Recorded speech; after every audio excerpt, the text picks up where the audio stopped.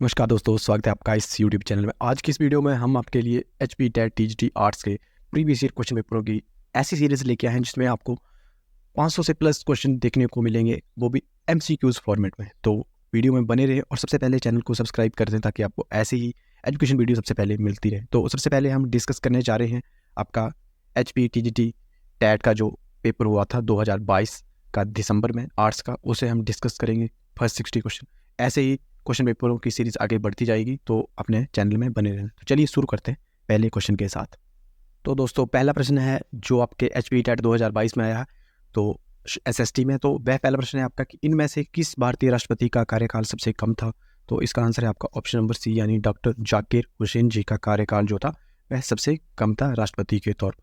अगला प्रश्न है कि मोहम्मद एग्लो ओरिएंटल कॉलेज को बाद में किस नाम से जाना गया था। तो इसको अलीगढ़ मुस्लिम विद्यालय के नाम से जाना गया। अगला है कि कानपुर में जो 1887 ईस्वी के संग्राम का नेतृत्व किसने किया था। तो ये आपके नाना साहिब ने किया था। अगला प्रश्न है कि किस देवता के लिए ऋग्वेद में पूर्णंदर शब्द का प्रयोग होता है। तो इंद्र देवता के लिए जो है वह पूर्णंदर शब्द का प्रयोग होता है। 65 क्वेश्चन है कि भारत में संसद में संयुक्त अधिवेशन की अध्यक्षता कौन करता है।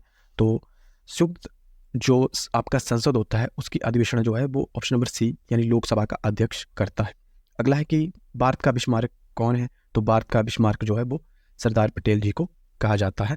आप इन प्रश्नों को अपनी नोटबुक में भी नोट कर सकते हो। क्वेश्चन लिखें और सीधा आंसर लिखें ताकि आपको टाइम वेस्ट ना हो। चलते हैं अगले प्रश्न की ओर। तो अगला प्रश्न है कि कौन सा उद्योग सनराइज उद्योग के नाम से जाना जाता है। तो जो आपका सूचना प्रौद्योगिकी उद्योग है उसको हम सनराइज उद्योग के नाम से भी जानते हैं। अगला है कि मुद्राक्ष जो नामक पुस्तक है उसके जो लेखक हैं वह कौन है।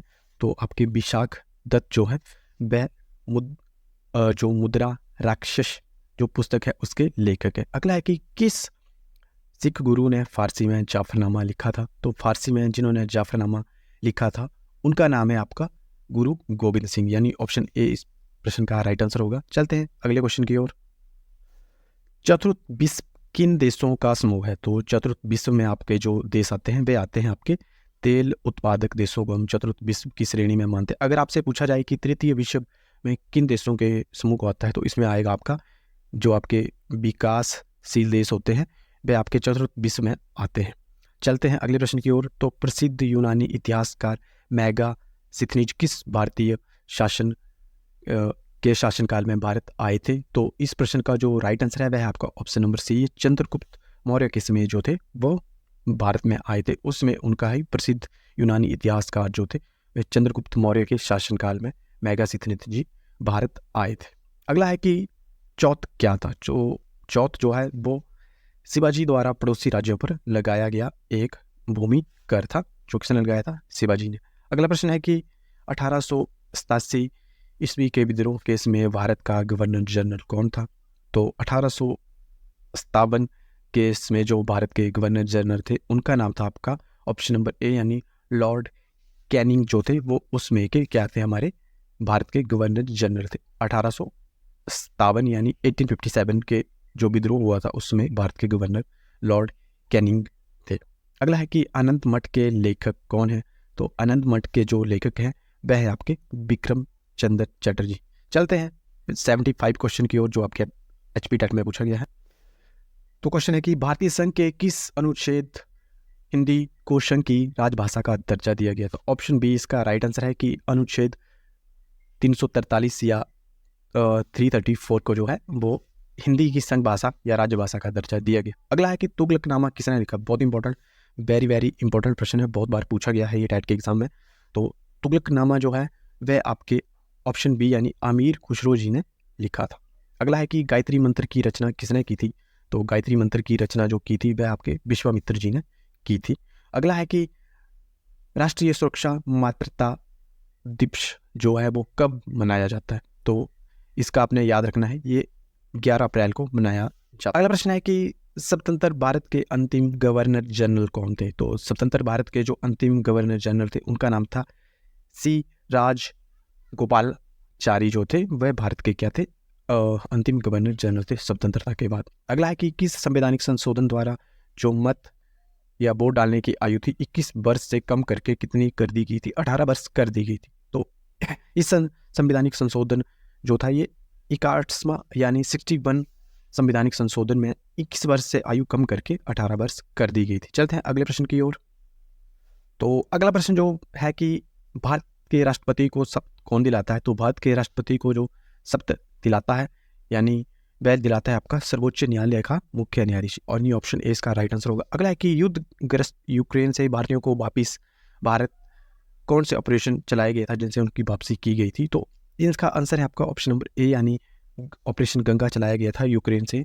युद्धग्रस्त यूक्रेन में भारतीय जो फंसे थे उनके लिए ऑपरेशन गंगा जो था भारत सरकार ने उन्हें वापस भारत लाने के लिए चलाया गया था। चलते हैं अगले प्रश्न की ओर। अगला प्रश्न है कि भारत में बीबी का मकबरा कहाँ स्थित है? तो भारत में जो बीबी का मकबरा स्थित है वह आपका ऑप्शन सी यानी औरंगाबाद में स्थित है। अगला है कि सारे जहां से अच्छा हिंदुस्तान हमारा के रचनाकार कौन है? तो सारे जहां से अच्छा हिंदुस्तान के रचनाकार थे आपके मोहम्मद इकबाल, इसका राइट आंसर है। अगला प्रश्न है कि 1947 ईस्वी में भारत की आज़ादी केस में इंग्लैंड के सम्राट कौन था या थी? तो 1947 में जो आज़ादी केस में भारत जब आज़ाद हुआ तो उसमें इंग्लैंड के जो सम्राट थे वह थे आपके जॉर्ज सैटसम। तो इसका राइट आंसर है आपका ऑप्शन नंबर सी। चलते हैं अगले प्रश्न की ओर। तो अगला प्रश्न है कि सुरक्षा परिषद में कुल कितने सदस्य हैं? ये प्रश्न बहुत बार पूछा गया है और आपने इसको भी वेरी इंपॉर्टेंट करके नोट करना है अपनी नोटबुक में। तो सुरक्षा परिषद में कुल जो सदस्य थे वह थे आपके 15 यानी 15 सदस्य सुरक्षा परिषद में थे। अगला प्रश्न है कि जो बुद्ध चरित्र जिसे बौद्धों का रामायण भी कहा जाता है के रचनाकार हैं? तो इसके जो रचनाकार थे आपके वो थे अश्व घोष जी, इसके रचनाकार थे यानी ऑप्शन ए इसका राइट आंसर है। अगला है कि निम्न में से किसे भारत का मुख्य न्यायाधीश राष्ट्रपति और उप राष्ट्रपति की सेवा करने का गौरव प्राप्त हुआ था? तो इसका जो राइट आंसर है आपने इस तरीके से याद रखना है कि न्यायाधीश कौन होता है कि जिसके साथ जस्टिस लगता है यानी जो जज होता है। तो इसमें जस्टिस किसके साथ लगा है? ऑप्शन नंबर ए के साथ ही लगा है। तो आपका ये ऑप्शन क्लियर हो जाएगा कि भारत का जो न्यायाधीश राष्ट्रपति और उपराष्ट्रपति की जिनको सेवा करने का मौका मिला था वह आपका ऑप्शन नंबर ए इसका राइट आंसर है। जस्टिस एम हिदायतुल्लाह जो थे उन्होंने भारत के वो न्यायाधीश भी रहे थे, राष्ट्रपति भी रहे और उपराष्ट्रपति के तौर पर भी उन्होंने अपनी सेवाएं दी भारत के लिए।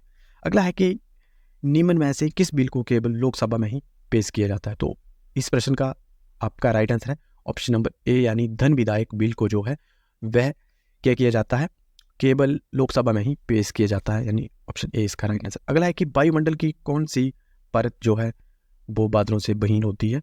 तो वायुमंडल की जो सबसे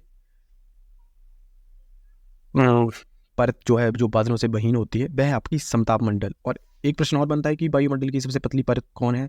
तो वह आपकी शोमंडल होगी यानी ऑप्शन ए। तो वायुमंडल से भी आपके कुछ 1 या 2 प्रश्न पूछे जाते हैं, तो वायुमंडल वाले अपने परतों के सारे प्रश्न पढ़ लेने हैं ताकि आपको पेपर में अगर कोई भी प्रश्न आता है तो आप उसका सही आंसर पिक कर सके। अगला है कि कौन सी जल संधि भारत को श्रीलंका से अलग करती है?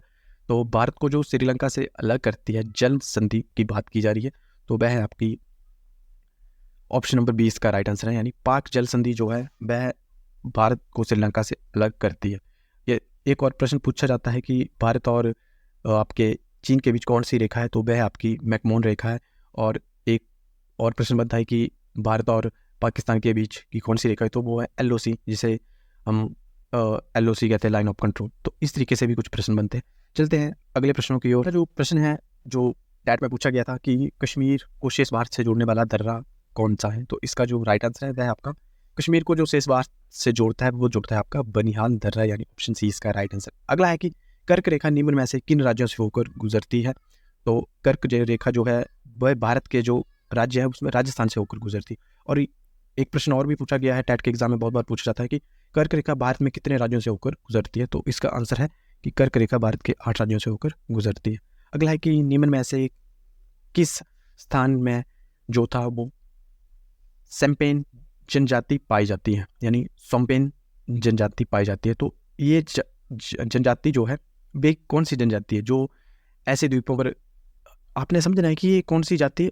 अगर जनजाति की बात की जाए तो जनजाति अक्सर उन्हीं क्षेत्रों में रहती है, पिछड़े इलाकों में जहाँ आम आदमी का पहुंचना मुश्किल होता है या बहुत ही कठिन परिस्थितियों में इनका जीवन जो है ये दुनिया से कट ऑफ करके ही रहना पसंद करते हैं। तो इस प्रश्न का जो राइट आंसर है वह आपका निकोबार द्वीप, यानी ये निकोबार द्वीप इसका राइट आंसर होगा। आपने द्वीप याद रखना है, और द्वीप हमारे दो ही हैं भारत के निकली, एक अंडमान निकोबार तो और एक लक्षद्वीप भी है। तो आपने निकोबार द्वीप याद रखना है, इस प्रश्न का राइट आंसर है। अगला है कि जिला परिषद पंचायती राज प्रणाली का स्तर है। तो जिला परिषद जो है वो पंचायती राज प्रणाली का तीसरा स्तर है। और एक प्रश्न पूछा जाता है कि यदि पंचायत विघटित हो जाती है तो उसके चुनाव कितने माह के अंदर होने चाहिए। तो इसका जो आंसर है पूछा जाता है तो इसका आपने याद रखना है कि 6 माह के अंदर। अगला है कि निम्न में ऐसे कौन से चरमपंथी नेता था। तो चरमपंथी नेताओं में आपने याद रखना है कि आपको बहुत सारे ऑप्शन मिलेंगे। तो इसका जो सही आंसर है आपका अरविंदो घोष जो थे वह आपके चरमपंथी नेता थे। अगला है कि बीटो किस भाषा का शब्द है। तो बीटो जो है वो आपका लैटिनी भाषा का शब्द है, यानी ऑप्शन ए इसका राइट आंसर है। चलते हैं अगले प्रश्न की ओर। अगला प्रश्न है कि भारतीय राष्ट्रीय कांग्रेस के किस अधिवेशन में नरमपंथी नेता और चरमपंथी नेताओं के बीच जो था वो विभाजन हुआ था। ये कहाँ हुआ था कि इन दोनों के बीच, नरमपंथी और चरमपंथी नेताओं के बीच जो विभाजन हुआ था के बीच इन्होंने अपनी एक अलग लाइन जो पकड़ी थी कि हम नरमपंथी रहेंगे और हम चरमपंथी रहेंगे, तो इन्होंने खुद को अलग किया था। ये कहाँ किया था इन्होंने, सूरत में किया था। इसका राइट आंसर है ऑप्शन नंबर ए। अगला है कि विश्व का सबसे बड़ा प्रायद्वीप कौन सा है। तो विश्व का सबसे बड़ा प्रायद्वीप है आपका अरब प्रायद्वीप। अगला प्रश्न है कि अशोक ने किस बौद्ध भिक्षु से बौद्ध धर्म की शिक्षा ग्रहण की थी। तो इसका राइट आंसर है आपका ऑप्शन नंबर डी, यानी उपगुप्ता जो थे उनसे जो था अशोक ने बौद्ध धर्म की जो शिक्षा ग्रहण की थी। और ये कौन थे, ये भी पूछा जाता है कई बार कि उपगुप्ता कौन थे। तो आपने इसका राइट आंसर होगा कि वो बौद्ध भिक्षु थे। आपसे जो आप आंसर देख रहे हो ना इस पेपर में, उनसे कई बार क्वेश्चन पूछे जाते हैं घुमा फिरा के। तो आपने जो आंसर याद करना है वो इस तरीके से याद करना है कि आपको यदि क्वेश्चन घुमा फिरा के भी पूछा जाए तो ये भी पूछा जाता है कि उपगुप्ता जो थे वह बौद्ध धर्म में उन्होंने किसको शिक्षा दी थी। तो ये इसका आंसर होगा आपको अशोक को दी थी। तो इस तरीके से आपने प्रश्न को याद रखना है। अगला है कि भारत छोड़ो आंदोलन कहाँ से प्रारंभ हुआ। तो भारत छोड़ो आंदोलन आपका ऑप्शन नंबर डी इसका राइट आंसर है कि बम्बई से ये इसकी शुरुआत हुई थी। और ये भी पूछा जाता है कि कब शुरू हुआ। तो ये हुआ था आपका 1942 में। अगला प्रश्न है कि राष्ट्रीय न्यायिक नियुक्ति आयोग का गठन किस संवैधानिक संशोधन के द्वारा किया गया। तो जो आपका न्यायिक जो नियुक्ति आयोग था उसका गठन जो था वो ऑप्शन नंबर ए यानी 99वें संवैधानिक संशोधन द्वारा किया गया था। चलते हैं अगले प्रश्न की ओर। अगला प्रश्न है कि 25 जून 1975 को जब देश में आपातकाल लागू हुआ था तो उसमें देश के राष्ट्रपति कौन थे। तो उसमें जो देश के राष्ट्रपति थे वह थे आपके फखरुद्दीन अली अहमद। अगला है कि संविधान सभा द्वारा भारत के राष्ट्रीय ध्वज को कब अपनाया गया। तो संविधान सभा द्वारा जो भारत के राष्ट्रपति को जो राष्ट्रीय ध्वज को अपनाया गया था वह आपका ऑप्शन बी इसका राइट आंसर है कि संविधान सभा द्वारा जो ध्वज को अपनाया गया था वह अपनाया गया था 22 जुलाई 1947 को। अगला है कि भारत में चुनाव प्रक्रिया का वर्णन किया गया है। तो भारत में जो चुनाव प्रक्रिया का वर्णन किया गया था वह किया गया था जनप्रतिनिधि कानून 1951 में, इसका राइट आंसर है। अगला प्रश्न है कि संविधान सभा के किस अनुच्छेद के अंतर्गत राष्ट्रपति पद का प्रावधान किया गया था। तो राष्ट्रपति पद का प्रावधान जो किया गया था वह संविधान के अनुच्छेद आपके 52 में किया गया था, इसका राइट आंसर। और एक प्रश्न और भी पूछा जाता है कि राष्ट्रपति को कितनी शक्तियां प्रदान है। तो इसका आंसर होगा कि राष्ट्रपति को जो भारतीय संविधान में 3 प्रकार की शक्तियां प्रदान की गई। अगला है कि भारत में वन्य जीव सुरक्षा अधिनियम जो है वो कब लागू किया गया था। तो दोस्तों भारत में जो आपका वन्य जीव संरक्षण जो कानून बना था या अधिनियम लागू किया गया था वह किया गया था आपका 1972 को। ऑप्शन सी इसका राइट आंसर। अगला है कि रबड़ का संबंध किस प्रकार की वनस्पति से है। तो रबड़ का संबंध जो है वो उष्णकटिबंधीय वर्षा वनों से है। तो इसका राइट आंसर हुआ आपका ऑप्शन नंबर डी, यानी उष्णकटिबंधीय वर्षा वनों से इसका संबंध है। अगला है कि निम्न में से कौन सा उद्योग चूना पत्थर को कच्चा माल के रूप में प्रयुक्त करता है या सप्लाई करता है। तो वह आपका ऑप्शन बी, यानी सीमेंट का जो उद्योग है वह चूना पत्थरों को कच्चा माल सप्लाई करता है। अगला है कि सबसे उच्च मानव विकास सूचकांक वाला देश कौन सा है। तो इस प्रश्न को आपने एक बार चेक कर लेना है क्योंकि ये हर साल चेंज होता रहता है। 2022 में इसका आंसर था स्विट्ज़रलैंड और कई बार नॉर्वे होता है। तो इसका आपको या तो आप कंफर्म नहीं है इसका ए भी हो सकता है और सी भी आंसर हो सकता है, क्योंकि इसमें एक सन मेंशन नहीं किया गया है कि किस ईयर की बात हो रही है। तो सबसे उच्च मानव विकास सूचकांक वाला जो देश है वह आपका नॉर्वे और स्विट्ज़रलैंड दोनों हो सकता था। 2022 में मेरे ख्याल से आपका स्विट्ज़रलैंड जो था वह इसका राइट आंसर है। तो अपने 2022 के हिसाब से अगर याद रखना होगा तो आपका जो स्विट्ज़रलैंड है वह इसका राइट आंसर है। ऑप्शन नंबर जो आपका सी है, 2022 की बात हो रही है इसमें। अगला है कि तीनों ओर से घिरे भूभाग को कहा जाता है। तो तीनों ओर से घिरे भूभाग को आपका क्या कहा जाता है? द्वीप कहा जाता है, यानी ऑप्शन सी इसका राइट आंसर होगा कि जो तीनों जगहों से जो घिरा होता है दोस्तों उसको आपका सॉरी दोस्तों उस जो तीनों ओर से पानी से घिरा होता है उसको हम द्वीप कहते हैं। और जो इसमें मेंशन नहीं किया गया भूभाग से होता है, इसमें बात की गई तीनों ओर से घिरे भूभाग को कहा जाता है। तो तीनों ओर से घिरे भूभाग को आपका प्रायद्वीप कहा जाता है, इसका राइट आंसर। यदि ये पूछा जाए कि तीनों ओर से पानी से घिरे भूभाग को क्या कहा जाता है, तो वह आपका इसका राइट आंसर होगा आपका द्वीप कहा जाता है। तो अपने दोनों प्रश्नों को याद रखें, इसमें सिर्फ पानी और भू का ही फर्क है। अगला है कि गांधी सागर बांध किस नदी पर बनाया गया था? तो गांधी सागर बांध जो है आपका वो चंबल नदी पर बनाया गया था, यानी ऑप्शन बी इसका राइट आंसर है। चलते हैं अगले प्रश्न की ओर। अगला प्रश्न है आपका कि poverty and un British rule in India पुस्तक किसने लिखी थी? तो इस पुस्तक के जो लेखक हैं वह हैं आपके ऑप्शन नंबर इसका राइट आंसर है सी, यानी दादा भाई नौरोजी ने जो था वह ये पुस्तक लिखी थी। आपकी कौन सी जो पुस्तक थी आपकी पॉवर्टी एंड रूल जो था इन इंडिया, जो अन ब्रिटिश रूल के बारे में, वह दादा भाई नौरोजी ने इस पुस्तक को लिखा था, यानी ऑप्शन सी इसका राइट आंसर है। अगला प्रश्न है कि रविंद्रनाथ टैगोर जो थे वो को गुरुदेव की उपाधि किसने दी थी? तो रविंद्रनाथ टैगोर जी को जो गुरुदेव की उपाधि दी थी वह दी थी आपके महात्मा गांधी जी ने, यानी ऑप्शन सी इसका राइट आंसर है। चलते हैं अगले प्रश्न की ओर।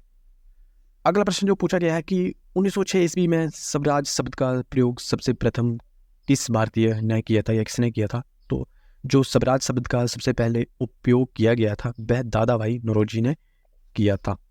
अगला है कि नौजवान भारत सभा की जो स्थापना थी वह किसने की थी? तो नौजवान जो भारत की सभा की स्थापना की गई थी वह की गई थी भगत सिंह ने की गई थी, और इनकी 23 साल में मृत्यु हो गई थी। और कब हुई थी इनकी मृत्यु? 1931 में इनकी मृत्यु हुई थी।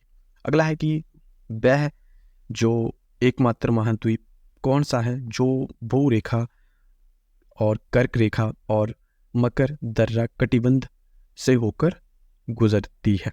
तो एकमात्र महाद्वीप की बात की जा रही है, तो ये एकमात्र महाद्वीप आपका ऑप्शन सी यानी अफ्रीका महाद्वीप है, जो कि भूमध्य रेखा, कर्क रेखा और मकर दर्रा होगा यहाँ कटिबंध से होकर गुजरता है। तो इसका राइट आंसर है आपका ऑप्शन नंबर सी। अगला है कि जो पुलकेशिन द्वितीय किस राजवंश में एक प्रसिद्ध शासक थे? तो इसका राइट आंसर है आपका ऑप्शन नंबर डी, यानी ये चालुक्य राजवंश के एक प्रसिद्ध शासक थे।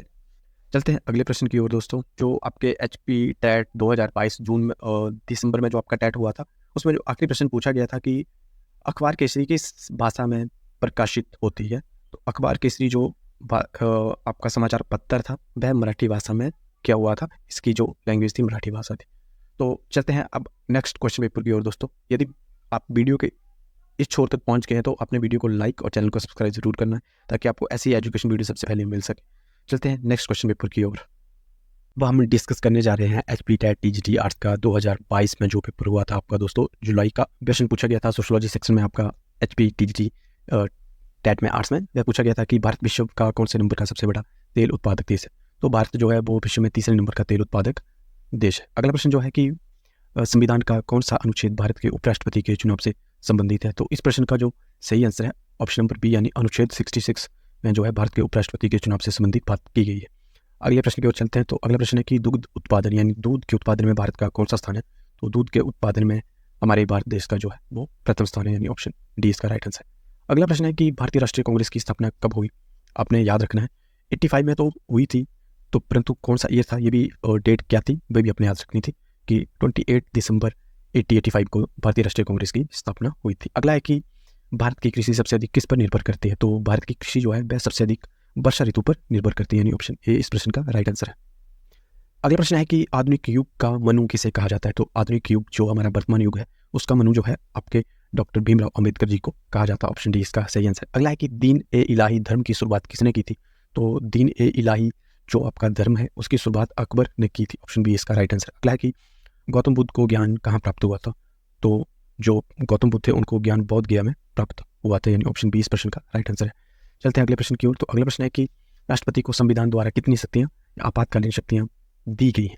तो भारतीय संविधान में जो हमारी राष्ट्रपति है उनके लिए हमें 3 शक्तियाँ प्रदान की गई है। हमने ये प्रश्न पहले भी डिस्कस किया जब हम राष्ट्रपति के बारे में आपको बता रहे थे। तो 3 शक्तियाँ होंगी इसका सही आंसर। अगला है कि कौन सा सदन स्थायी सदन है?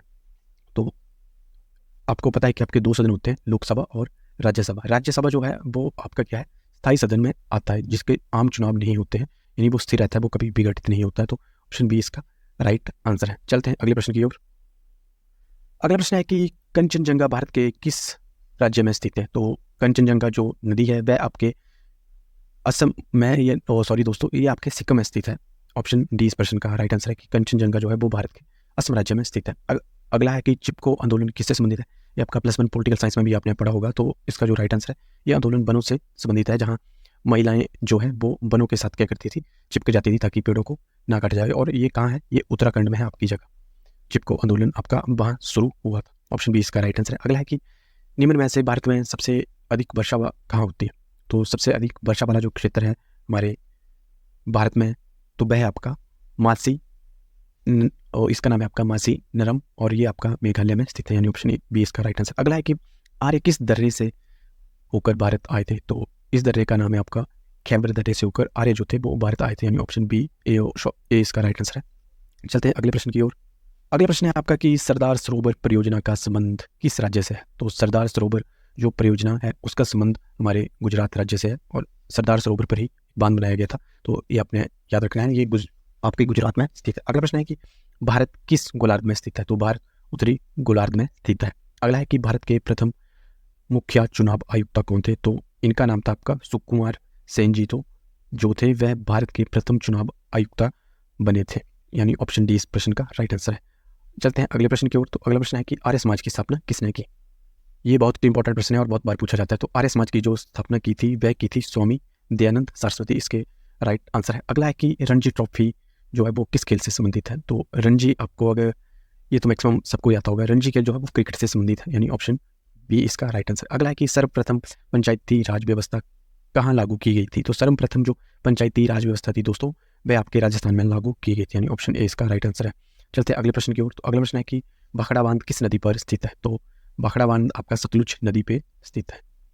अगला है कि कर्क रेखा भारत के कितने राज्यों से होकर गुजरती है? इसके बारे में मैंने आपको पिछली जो हम पेपर डिस्कस कर रहे थे उसमें भी आपको जब बताया था कि कर्क रेखा भारत के किस राज्य से होकर गुजरती थी, तो उसका आंसर था राजस्थान। और ये भी बताया था कि कितने राज्यों से होकर गुजरती है, तो ये 8 राज्यों से होकर गुजरती है। तो देखो दोस्तों, ये प्रश्न भी रिपीट हुआ है, तो इसका राइट आंसर है आपका 8 राज्यों से होकर गुजरती है। अगला है कि क्षेत्रफल की दृष्टि से भारत का विश्व में कौन सा स्थान है? तो क्षेत्रफल की दृष्टि से हमारे भारत का जो विश्व में 7वां स्थान है, यानी ऑप्शन सी इसका राइट आंसर है। अगला है कि अंतर्राष्ट्रीय महिला दिवस कब मनाया जाता है? तो अंतर्राष्ट्रीय महिला दिवस आपका जो मनाया जाता है वह आपका 8 मार्च को मनाया जाता है प्रति वर्ष, यानी ऑप्शन इसका जो ए राइट आंसर होगा। चलते हैं अगले प्रश्न की ओर दोस्तों।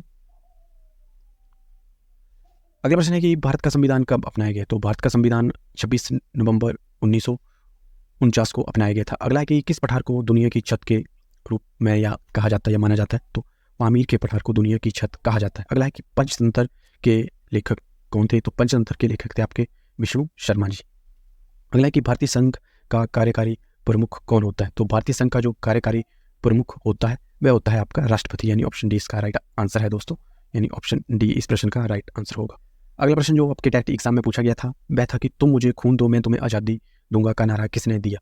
तो ये नारा आपको पता था कि किसने दिया था? ये दिया था आपके सुभाष चंद्र जी बोस जी ने, जिन्होंने हमारी आज़ादी की लड़ाई लड़ी थी। अगला है कि तास किस देश की जो समाचार एजेंसी है? तो तास हमारे जो रूस देश की समाचार क्या है, एजेंसी है। चलते हैं अगले प्रश्न की ओर। अगला प्रश्न है कि उत्तर का विशाल मैदान किस मृदा से बना है? तो उत्तर का जो विशाल मैदान है आपका वह जलोढ़ मृदा से बना है। अगला है कि भारत का स्थायी मानक में किस देशांतर से निर्धारित किया जाता है? तो ये किया जाता है आपका 82 1.5 पूर्वी देशांतर से, यानी ऑप्शन बी इसका राइट आंसर। अगला प्रश्न है कि चोरा चोरी की घटना कब या किस वर्ष हुई थी?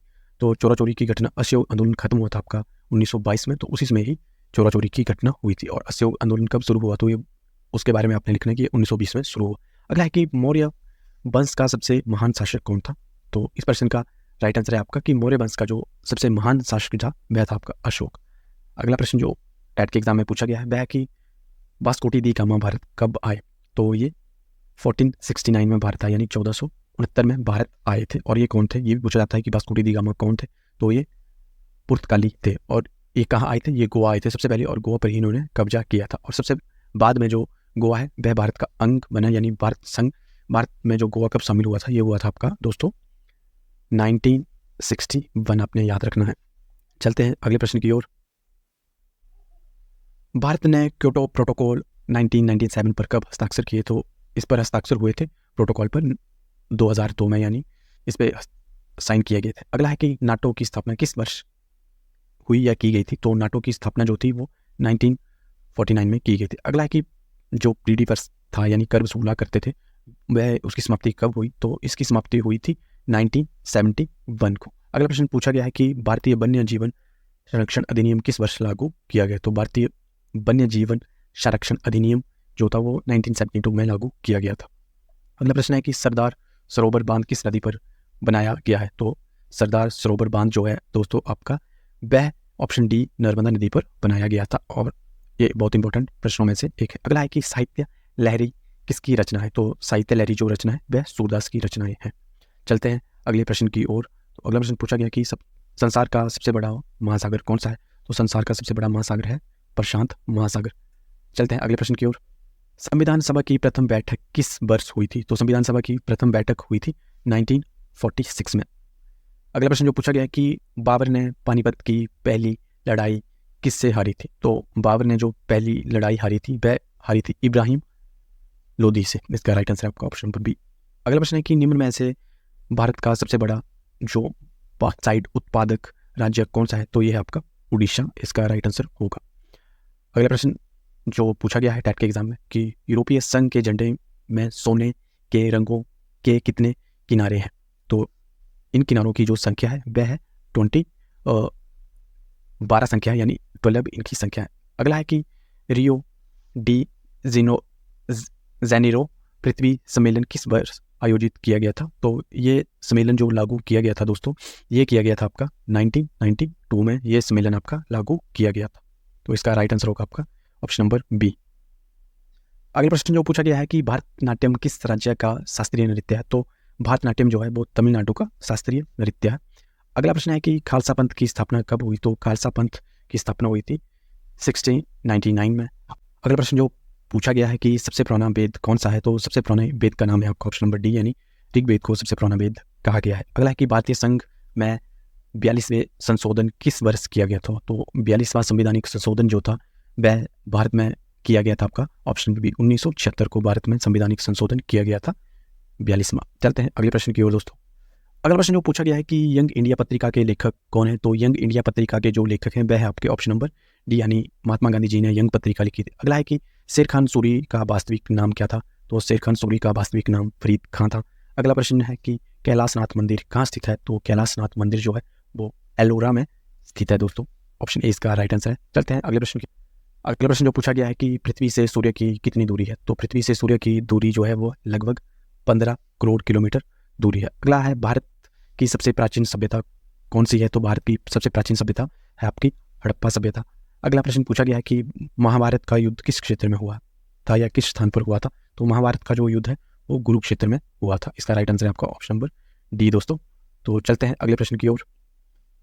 सुल्तान किस भाषा का शब्द है। तो सुल्तान जो शब्द है वो अरबी भाषा का शब्द है। अगला प्रश्न पूछा गया है कि सोवियत संघ का विघटन कब हुआ। तो सोवियत संघ का विघटन 1991 में हुआ था, यानी ऑप्शन बी इसका राइट आंसर है। अगला है कि गुट निरपेक्ष देशों का प्रथम शिखर सम्मेलन कहाँ हुआ था। तो गुट निरपेक्ष देशों का जो प्रथम शिखर सम्मेलन हुआ था वो बेलग्रेड में हुआ था, यानी ऑप्शन ए इसका राइट आंसर है। चलिए अब डिस्कस करते हैं नेक्स्ट क्वेश्चन पेपर, जिसमें आपको सोशोलॉजी सेक्शन के 60 क्वेश्चन देखने को मिलेंगे। और ये 60 क्वेश्चन बहुत इंपॉर्टेंट है, यही आपके टैट का एक रैंकिंग तय करते हैं कि आप टैट पास कर पाओगे या नहीं, क्योंकि 60 क्वेश्चन ही आपको सोशल साइंस के देखने को मिलते हैं। बहुत ज़्यादा वेटेज होती है, बाकी सेक्शन आपको 30-30 मार्क्स के देखने को मिलते हैं दोस्तों। तो चलिए नेक्स्ट क्वेश्चन पेपर की ओर करेंगे। HP टैट TGT आर्ट्स जो आपका 2021 दिसंबर में पेपर हुआ था उसको डिस्कस करेंगे। तो चलिए पेपर को देखते हैं कि पेपर में कौन कौन से क्वेश्चन पूछे गए हैं। तो फर्स्ट प्रश्न जो सोशल साइंस में पूछा गया है वह है कि बिटो किस भाषा का शब्द है, तो बिटो जो है वो लैटिनी भाषा का शब्द है। अगला है कि सती प्रथा कब समाप्त हुई, तो सती प्रथा पर पाबंदी कब लगाई गई थी, तो वो 1829 को लगाई गई थी। और किसने लगाई थी, ये राजा राम मोहन राय जी ने इस पर पाबंदी लगाई थी। अगला है कि विश्व का प्रथम सौर और पवन चालित बस अड्डा कहाँ स्थित है, तो ये आपका स्कॉटलैंड में स्थित है। अगला है कि दिसपुर किस राज्य की राजधानी है, तो दिसपुर असम की राजधानी है। अगला प्रश्न पूछा गया है कि सविनय अवज्ञा आंदोलन के समय जो भारत का वायसराय कौन था, तो सविनय अवज्ञा आंदोलन के जो समय भारत का वायसराय था वह था लॉर्ड इरविन नाम था उसका, और ये कौन था, इंग्लैंड का रहने वाला था। चलते हैं अगले प्रश्न की ओर। अगला प्रश्न है कि भारत का नियंत्रक एवं महालेखा परीक्षक किसके द्वारा नियुक्त किया जाता है, तो भारत का जो नियंत्रक एवं महालेखक परीक्षक है वह राष्ट्रपति द्वारा नियुक्त किया जाता है। अगला है कि नामदेव कहाँ के संत थे, बहुत इंपॉर्टेंट प्रश्न है, ये भी बहुत बार पूछा जाता है। तो नामदेव जो थे वे आपके महाराष्ट्र के संत थे। अगला प्रश्न जो पूछा गया है कि फ्रांस कब राजतंत्र से गणतंत्र बना, या इसने जो फ्रांस ने राजतंत्र से गणतंत्र में इसकी परिवर्तन कब हुआ, इस तरीके से भी प्रश्न पूछा गया है कई बार ही। तो फ्रांस जो था वो राजतंत्र से गणतंत्र बना था 1792 को, इसका राइट आंसर होगा दोस्तों। चलते हैं अगले प्रश्न की ओर। है कि निम्न में से कौन सी एक झील है, तो इसमें सभी झीलों के ही नाम है, उपरोक्त से ही सभी इसका राइट आंसर होगा।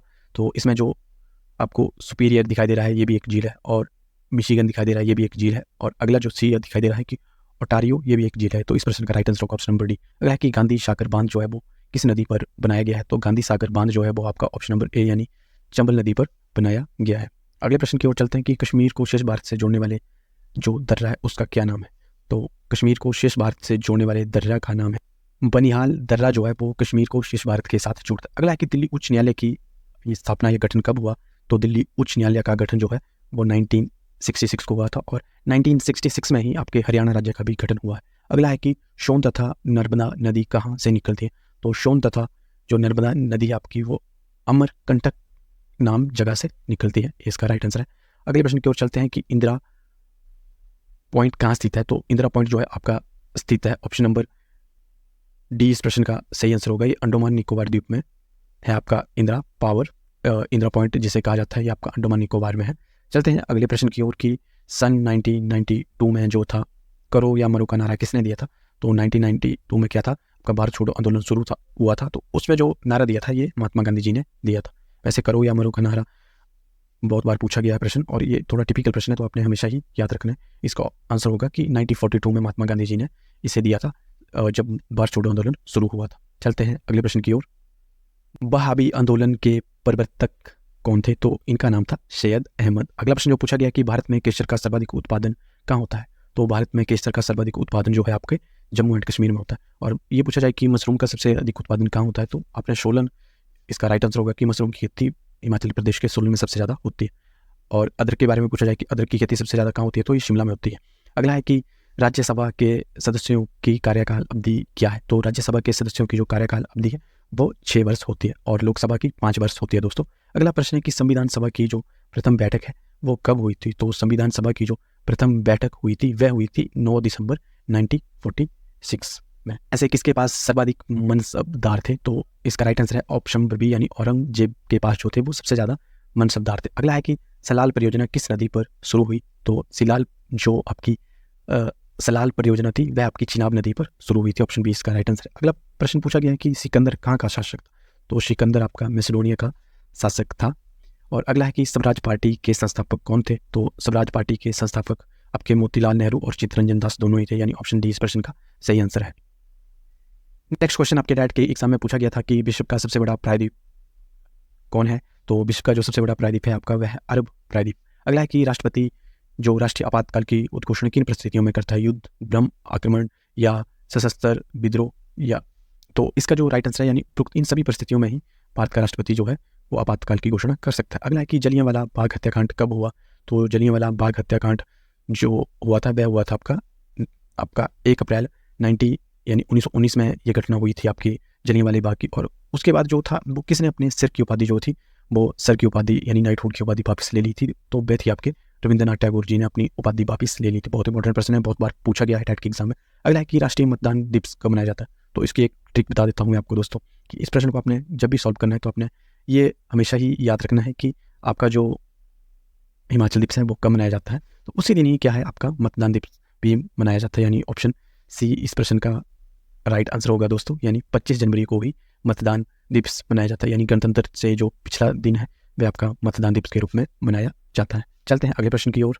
वित्त विधायक सबसे पहले संसद के किस सदन में पेश किया जाता है? तो वित्त विधायक जो है वो लोकसभा में पेश किया जाता है। अगला है कि भारत में सबसे पुरानी पर्वतमाला कौन सी है? तो भारत में सबसे पुरानी पर्वतमाला है आपकी अरावली पर्वतमाला। अगला है कि प्राचीन नालंदा विश्वविद्यालय का जो संस्थापक है वो है कौन था? तो वह आपका ऑप्शन नंबर बी यानी कुमार गुप्त को जो है वो प्राचीन नालंदा जो विद्यालय है उसका संस्थापक माना गया है। अगला है कि परमाणु परीक्षण विरोधी जो अंतर्राष्ट्रीय दिवस है वो कब मनाया जाता है? तो परमाणु परीक्षण जो अंतर्राष्ट्रीय आपका दिवस है वह हर वर्ष जो है वो 29 अगस्त को मनाया जाता है, यानी ऑप्शन बी इस प्रश्न का राइट आंसर होगा। चलते हैं अगले प्रश्न की ओर दोस्तों। अगला प्रश्न है कि प्रसिद्ध शहर दार्जिलिंग किस राज्य में स्थित है? बहुत फेमस जगह है और ये आपके पश्चिम बंगाल में स्थित है। अगला है कि भारत में जो गृह सचिव है वर्तमान में वो कौन है? तो इनका नाम है आपका अजय कुमार भल्ला जी, वर्तमान में भारत के गृह सचिव। अगला है कि मिशन इंद्रधनुष का संबंध किससे है? तो जो आपका मिशन है इंद्रधनुष उसका संबंध टीकाकरण से है। अगला प्रश्न जो पूछा गया है कि नेशनल ग्रीन जो आपका ट्रिब्यूनल था यानी एनजीटी भारत सरकार द्वारा कब स्थापित किया गया? ये 2010 में शुरू किया गया था या स्थापित किया गया था, आप कुछ भी बोल सकते हो। अगला है कि लोनार झील भारत के किस राज्य में स्थित है? तो जो आपकी लोनार झील है वो महाराष्ट्र में स्थित है। अगला है कि गंगा नदी को बांग्लादेश में किस नाम से पुकारा जाता है? तो गंगा नदी को बांग्लादेश में पन्नबा के नाम से जाना जाता है। अगला है कि तीस्ता जल विद्युत परियोजना कहाँ स्थित है? तो इसमें बहुत सारे गलत आंसर पिक करते हैं क्योंकि एक तीस्ता और एक तीस्ता नाम में थोड़ा ही फर्क है, और तीस्ता जो है वो हमारे चंबा में स्थित है। तो मैक्सिमम जो टैट एस्पिरेंट है वो हिमाचल प्रदेश टिक करते हैं, परंतु इस प्रश्न का जो राइट आंसर है वह है आपका ऑप्शन नंबर सी, यानी ये जो तीस्ता जल विद्युत परियोजना है वो सिक्किम की परियोजना है। अगला है कि भारत में किस मिट्टी का सर्वाधिक क्षेत्र है? तो भारत में जो सर्वाधिक क्षेत्र वाली मिट्टी है वह है जलोढ़ मिट्टी। अगला है कि भारतवर्ष का प्रथम हाइडल पावर प्रोजेक्ट कौन सा है? तो भारत का जो प्रथम हाइडल पावर प्रोजेक्ट था वह था कर्नाटक में शिव समुद्रम। अगला प्रश्न जो पूछा गया है वह है कि विश्व के किस देश ने वनों को काटने पर पूर्णतः प्रतिबंध यानी बिल्कुल प्रतिबंध लगा दिया कि वहां वृक्षों को काटा नहीं जा सकता, तो वह कंट्री है नॉर्वे। अगला प्रश्न है कि गंगा 101 और रंजीत दक्कन किस उपज की विविधता है? तो ये गेहूं की विविधता है। और अगला है कि पूर्णा किस नदी की एक महत्वपूर्ण या सहायक नदी है? तो ये आपकी ताप्ती नदी की एक प्रमुख एवं सहायक नदी के रूप में जानी जाती है। अगला है कि विजयनगर शासक कृष्णदेव राय किसका समकालीन था? तो जो विजयनगर कृष्णदेव राय थे वह अकबर के क्या थे? समकालीन थे। अगला है कि प्रसिद्ध नील विद्रोह कहाँ हुआ था? तो ये नील विद्रोह हुआ था आपका बंगाल में। अगला है कि निम्नलिखित में से किसकी सिफारिशों के लिए अशोक मेहता कमेटी का गठन किया गया था? तो अशोक मेहता कमेटी का गठन किया गया था पंचायती राज व्यवस्था को सुधारने के लिए। पंचायती राज व्यवस्था के लिए अशोक मेहता कमेटी का गठन किया गया। अगला प्रश्न जो टैट के एग्जाम में पूछा गया है वह है कि इनमें से हिंद स्वराज का लेखक कौन है?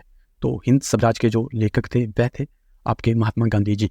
इसका राइट आंसर है ऑप्शन नंबर सी। अगला है कि गोवा भारतीय गणतंत्र का अंग कब बना? तो ये प्रश्न हमने वैसे भी बहुत बार डिस्कस कर लिया, आपको याद होगी गया होना दोस्तों। तो ये प्रश्न है आपका, इसका राइट आंसर है 61 में 1961। अगला है कि लोकसभा अध्यक्ष अपना संबोधन व त्यागपत्र किसे सौंपता है? तो ये सौंपता है लोकसभा के उप सभापति को, ऑप्शन सी इसका राइट आंसर है। अगला प्रश्न जो पूछा गया है कि सत्यशोधक समाज किसने बनाया था? तो सत्यशोधक समाज जो था वो ज्योतिबा फुले जी ने इसकी स्थापना की थी। तो इसका राइट आंसर है आपका ऑप्शन नंबर ए। अगला प्रश्न पूछा गया था कि सुधीर मन कप का संबंध किस खेल से? तो सुधीर मन कप का जो संबंध है वो बैडमिंटन से। और रणजी खेल का संबंध जो है वो रणजी किस खेल का हिस्सा है, किसमें खेली जाती है? तो वो उसका आंसर था क्रिकेट। अगला प्रश्न जो पूछा गया है लीडर समाचार पत्र का संबंध किस महान स्वतंत्रता सेनानी से था? तो इनका नाम था आपका MM मालवीय। और अगला जो प्रश्न पूछा गया कि भारतीय सब शासन का पितामह किसे कहा जाता है? तो भारतीय सब शासन का जो पितामह है वो लॉर्ड रिपन को कहा जाता है। अगला है कि क्षेत्रफल के हिसाब से विश्व का दूसरा सबसे बड़ा जो प्रायद महाद्वीप कौन सा है? तो विश्व का जो सबसे बड़ा क्षेत्रफल के हिसाब से बात की जा रही है, तो क्षेत्रफल के हिसाब से विश्व का जो सबसे बड़ा महाद्वीप है वह आपका ऑप्शन नंबर ए, यानी अफ्रीका को क्षेत्रफल के हिसाब से सबसे बड़ा महाद्वीप कहा गया है।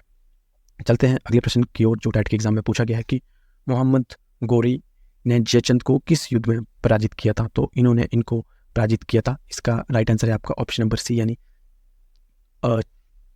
चांदवर का युद्ध जो था उसमें इन्होंने मोहम्मद गोरी जी ने जयचंद को पराजित किया था, यानी ऑप्शन सी इस प्रश्न का सही आंसर है दोस्तों। चलते हैं अगले प्रश्न की ओर जो टैट के एग्जाम में पूछे गए हैं।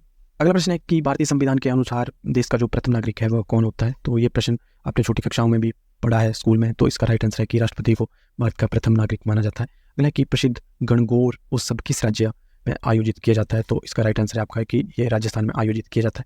अगला प्रश्न पूछा गया था कि जो सांची का स्तूप किस शासक ने बनाया था, तो ये आपके अशोक ने बनाया था। इसका राइट आंसर है ऑप्शन नंबर बी। अगला जो प्रश्न है कि भारतीय राष्ट्रीय कांग्रेस की प्रथम महिला अध्यक्ष कौन थी, तो सरोजिनी नायडू जी जो थी वह भारतीय राष्ट्रीय कांग्रेस की प्रथम महिला अध्यक्ष थी। अगला प्रश्न है कि अशोक के शिलालेख की सर्वप्रथम व्याख्या किसने की थी, तो अशोक के जो शिलालेखों की सबसे प्रथम व्याख्या की थी आपके ऑप्शन नंबर सी जेम्स थे, उन्होंने ही इनकी जो शिलालेखों की जो थी व्याख्या